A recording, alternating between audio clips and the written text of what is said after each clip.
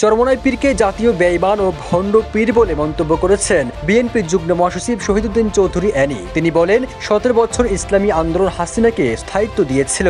2014, 18 ও 24-এর নির্বাচনে হাসিনাকে সহযোগিতা করে তার স্থায়িত্ব বাড়িয়ে দেওয়ার ক্ষেত্রে চরমোনাই পীর জাতীয় বেঈমান হিসেবে চিহ্নিত হয়েছে।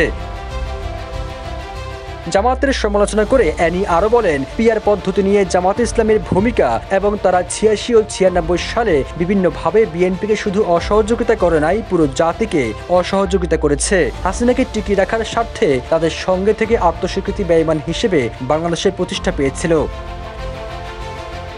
সবশেষ অ্যানি বলেন, ইসলামী দলগুলো থ্রেড দেখায়, মিছিল করেন, মিটিং করেন, বৃদ্ধাঙ্গুলি দেখান, নির্বাচনী পরিবেশকে বিঘ্নিত করেন। এই পরিবেশ থেকে বের হতে হলে ঐক্য হলো শক্তি।